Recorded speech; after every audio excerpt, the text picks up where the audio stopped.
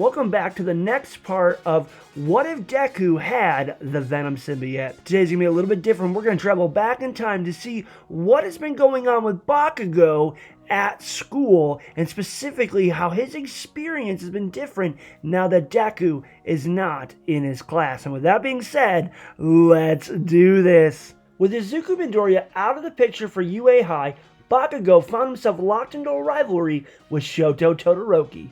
After losing to the boy in the obstacle course of the UA Sports Festival, Bakugo made it his mission to prove himself the best. Since Todoroki took first place, he is worth more points than all the others in the Cavalry battle. The teams are the same except for there is no Deku. The battle started much as it did, with everyone rushing the team worth the most points. In this case, Todoroki stood his ground. When Juzo tried to use softening, Todoroki froze the ground beneath his team's feet. This kept the ground solid and made it slick.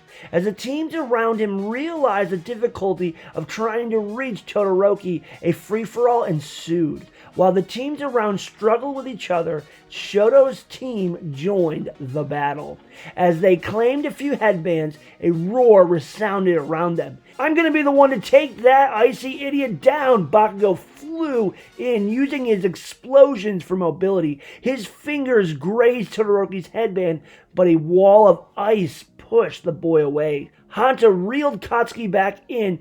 Using Tenya's speed, Todoroki's team dashed away. As Bakugo was reeled back in, he noticed that his headband was missing. This only angered him more and pushed him on. He led his team after their target, but they could not keep up. The boy's singular focus made his team an easy target for those around. Unfortunately for them, Bakugo was no idiot. He used their attacks as opportunities to strike back. Headband after headband was taken and added to replace his own. By the end of the Cavalry battle, only Bakugo, Todoroki, and Tokoyami's teams still held any headbands. Bakugo ignored Tokoyami's team and aimed for Shoto once again. The sheer ferocity of the boy caused Todoroki to subconsciously activate the fire side of his quirk. Hanta was forced to reel Katsuki in sooner than expected. This gave Tokoyami's team an opening. When the clock ran out, Todoroki still wore the headband worth 10 million points. Bakugo's opening let Tokoyami's team inch into second place, which made his own team third. Team Shinzo, not to be forgotten, fell into fourth. For the first time, Bakugo was shown up not just once, but twice. Though the rest of his team was happy to have made it into the finals, Katsuki was anything but content. He was furious. Everyone gathered for the semifinals. Bakugo was still fuming. He took out his frustration on his first opponent. Uravity didn't stand a chance. His second match wasn't much harder, even though it was against the closest person he could call a friend in the school, Kirishima. Then it was him and Shoto standing in the ring. Katsuki shook with excitement. Despite his arrogance, the boy could gauge an opponent worth fighting. He clashed with Shoto. Explosions met with ice time and time again. Bakugo was quickly deciphering Todoroki's movements. He growled, "Your ice cannot protect you forever. Let out that flame of yours. I will blow it away." Shoto refused to use the power of his left side.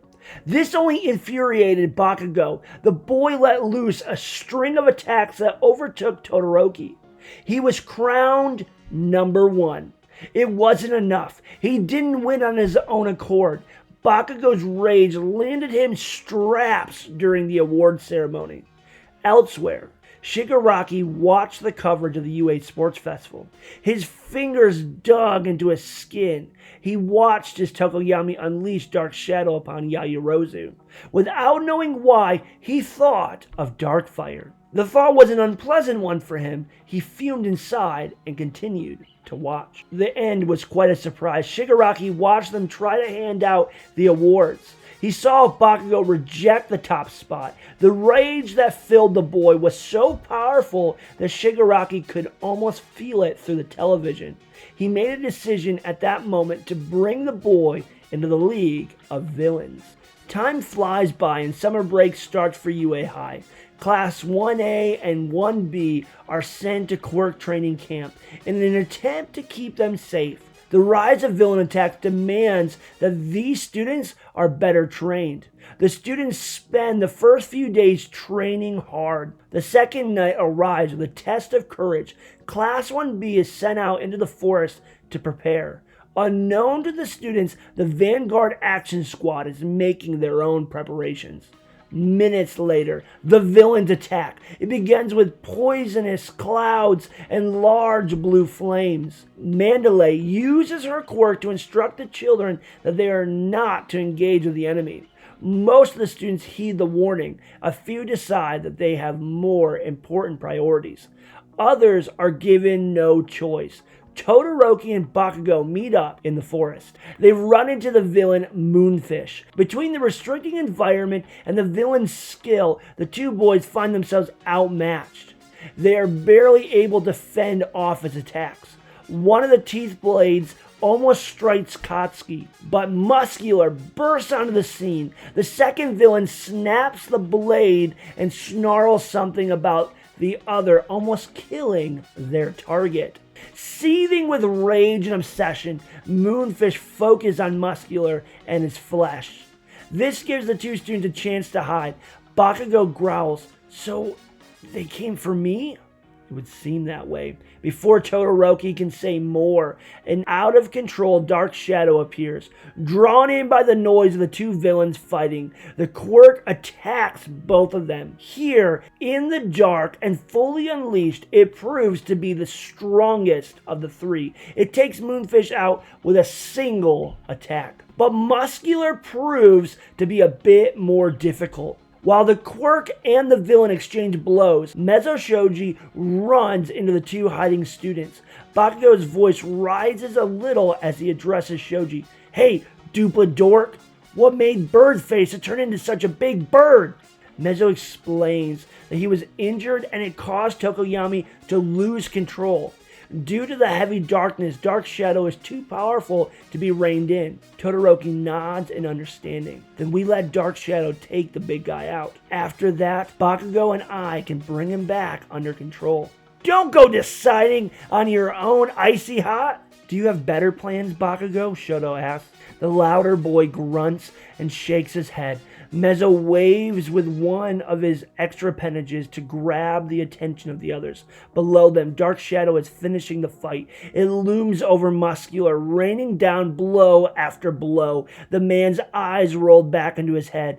Bakugo barks in order. "Time to make our move, you jerks!" Todoroki ignores the other boys' change in tune, but follows him. Between the light of fire and explosions, Tokoyami regains control of his quirk. The boy with a bird head speaks a word of gratitude. Neither of his saviors have a chance to respond. Their plan worked, but someone else is hiding nearby to enact their own nefarious schemes.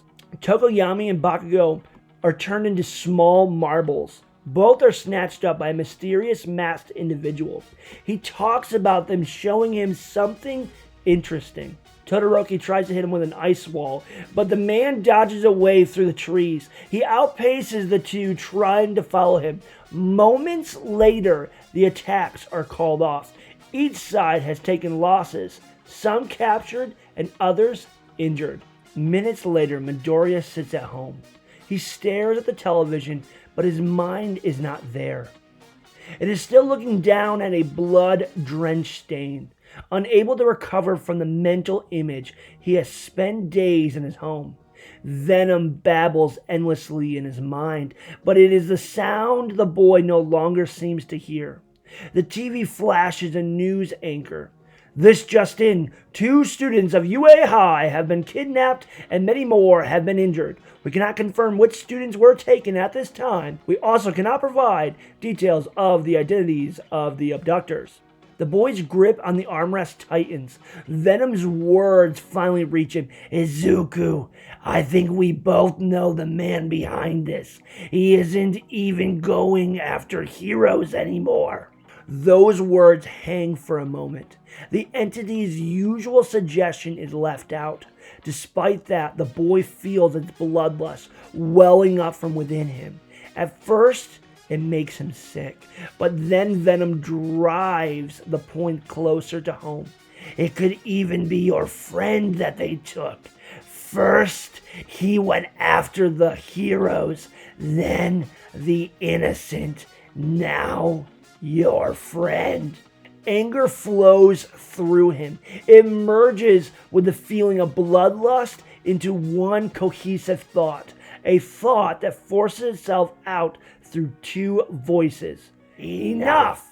And that's all we got today. Thank you so much for watching, guys. Make sure that you guys subscribe so that you never miss a video. And again, hit the notification bell because, guys, I got more of this series pumping out as the weeks go on. And, guys, thanks again. We will see you next time.